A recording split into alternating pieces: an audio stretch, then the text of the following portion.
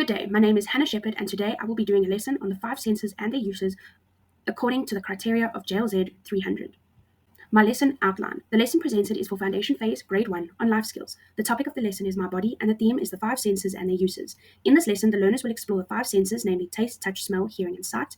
These senses are part of their daily experiences, though they may not be aware of it. The teacher will pose the learners with questions that will help them understand the sense and what they are used for, how they relate to the different parts of the body, and how they function throughout the day. By the end of the lesson, the learners will have a clearer understanding of how each sense plays an important role in their everyday lives. My lesson outcomes. 1. By the end of the lesson, the Grade 1 learners will be able to identify and name the 5 senses, namely sight, hearing, smell, taste, and touch, through interactive discussions and videos. 2. By the end of the lesson, the Grade 1 learners will be able to demonstrate an understanding of the function of each of the 5 senses by explaining what part of the body is used for each sense: eyes, ears, nose, tongue, and hands, and what role they play in their everyday lives. 3. By the end of the lesson, the Grade 1 learners will be able to apply their understanding of their 5 senses by participating in a scavenger hunt where they will name and draw objects that relate to each sense. 4. By the end of the lesson, the Grade 1 learners will be able to use descriptive language to communicate their experience with the objects they discovered. The relevance of JLZ 300 in teaching practice. JLZ equips teachers with essential communicative and classroom literacies to ensure success in teaching, therefore emphasizing instructional communication and sharing the classroom as a social space. Instructional communication is the process of exchanging information between teachers and learners, while encompassing various skills such as managing classroom behavior, developing and maintaining which means building of and sustaining positive and supportive relationships. Other skills are using techniques and motivating and encouraging students. Sharing the classroom as a social space means that it is the interactions that occur in the class. These interactions include active participation and engagement between the teacher and the learners in the class, while establishing a sense of shared responsibility, self-awareness, and regulation. It is important that as teachers we integrate both these topics within our teaching practice. The relevance of JLZ 300 in teaching practice continued. Instructional communication is evident in this lesson in the way in which the teacher engages with the learners through guided questioning and discussions. In doing this, it will effectively teach the learners about the 5 senses and their functions. Additionally, the lesson incorporates various aspects of instructional communication, such as being purpose-driven by focusing on lesson outcomes, structured with a well-organized lesson plan that ensures smooth transitions between sections, feedback-orientated through the assessment and discussion, as well as the group presentation. Additionally, the lesson is interactive, featuring guided questions in the introduction and a collaborative group activity. Sharing the classroom as a social space can be seen in this lesson in the guided questions that the teacher asks the learners in the beginning of the lesson to introduce the learners to the theme. It is also seen in how the teacher allocates groups to the learners. In doing this, it will encourage the learners to interact and collaborate whilst ensuring that the groups are diverse in terms of learning styles and in backgrounds, both language and cultural. Discuss how the theories and strategies of instructional communication are applied in your lesson. Give examples. With instructional communication, there is an instructor and a receiver. I, as the teacher, am the instructor, and my learners will be the receiver. The channel I would use as the instructor would be teaching strategies. The teaching strategies that will be used or applied in my lesson are differentiated instruction, cooperative learning, inquiry-based instruction, modeling and scaffolding, experimental learning, and discovery learning. Additionally, the teacher will make use of communication, both verbal and nonverbal.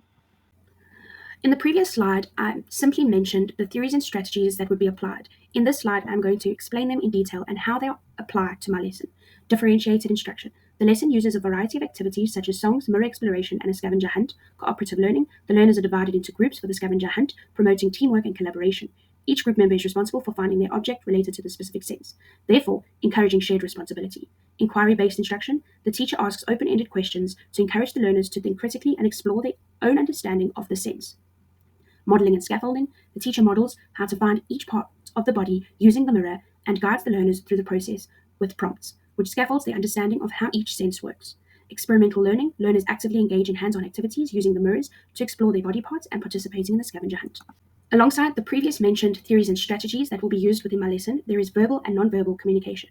Verbal communication will be applied within my lesson in the following ways. The teacher will use prompts throughout the lesson to promote interaction from the learners. The teacher will ask the learners open-ended questions and allow them to respond. When the teacher supervises the scavenger hunt, they must give encouraging remarks to the learners on what they are doing. When the learners present their findings at the end of the lesson, the teacher must comment on the learners' findings and drawings. Nonverbal communication will be applied within my lesson in the following ways. Throughout the lesson, the teacher should convey responses using their body language, as the teacher guides the learners in using the mirrors to find their body parts. They can model the movements by pointing to their own body parts. The teacher can show facial expressions to encourage participation and convey approval during the video that is played in the grabber or attention part of the lesson, and when the learners correctly identify the body parts or answer questions during the introduction and the conclusion, she should give facial expressions that show approval or positivity.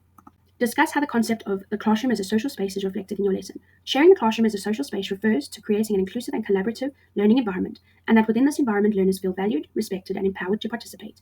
It recognizes the classroom as a shared space where social interactions and relationships play a crucial role. This lesson primarily focuses on collaborative learning, which is fostered by the teacher from the start. The teacher creates a social space by asking guiding questions that introduce the learners to the lesson's theme. These questions encourage interaction and active participation, leading to incidental collaborative learning. Collaboration is further reinforced through a group activity where learners must engage and work together to achieve the desired outcomes. To make it inclusive, the groups are formed by the teacher, with consideration of the learners' diverse learning styles, language, and cultural backgrounds. This will ensure that all the learners interact and participate while feeling included. When learners work with others that they do not know, it allows for learners to develop self-awareness and regulation within themselves. Moreover, each learner within the groups will be allocated a sense and criteria for that sense. For example, find something that smells sweet. All learners will help each other in finding their senses that they have been allocated, and each record their own findings by naming and drawing the object. Therefore, by doing this, it will establish a shared sense of responsibility for the learning environment. Highlight how you plan to manage diversity and foster an inclusive environment. These aspects will be addressed and highlighted within my lesson through the following points. 1. The teacher will group the learners beforehand. The groups will include combining learners with different learning styles and backgrounds, both language and cultural. 2. Giving each learner a specific sense, for example, smell, and a specific smell, such as sweet, that they have to find and draw. This ensures that each learner participates in the group because they will each have a sense to hunt for and record. 3. If the group is struggling to collaborate, the teacher will intervene and give prompts to the group to help work together to gather all their findings. 4. The teacher can acknowledge and validate the learner's home language by allowing them to share their ideas and answers to the questions in their home language first, if this makes them feel comfortable, and then they must translate it into the language spoken in the class. 5. The teacher will model and emphasize the importance of listening to their peers when they are speaking and how they must respect each other's ideas and responses to the questions. This will be modeled during the introduction and the discussion part of the lesson, both by the teacher and then by the learners. Reflect on the importance of communication skills in your future teaching practice. Communication skills are of utmost importance, and nowadays learners struggle to communicate effectively due to the overexposure of technology. This has impacted learners' ability to express their thoughts clearly and interact meaningfully with others. Because of this, as teachers, I feel that it has become our responsibility to teach learners how to communicate, both verbally and non-verbally, since many of them have lost the ability to do so.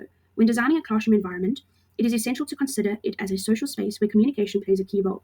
Teachers must be aware of how they conduct themselves, as learners often mirror our behavior. By modeling strong communication skills, teachers can set a positive example for learners to learn the correct communication skills with one another. A teacher who prioritizes effective communication fosters a learning environment that encourages responsibility, active participation, engagement, and mutual respect among the learners. A teacher should always be informed of the instructional communication taking place by referring to the purpose, structure, feedback, and interaction taking place in the class. Discuss any challenges you anticipate in implementing these strategies and how you plan to overcome them. 1. During the introductory discussion, when I'm asking questions, this process may become disruptive. To manage this, I will ask each learner a question individually to maintain focus and engagement. 2. While the learners are working on their group activity outside, it may become unruly, with some getting distracted or certain learners taking over. To manage this, I will actively supervise by walking around, engaging with the learners, and ensuring everyone stays focused and involved. 3. Learners may not always like the groups they are placed in. To address this, I will encourage them by explaining the importance of working together and learning from one another, regardless of who they are grouped with.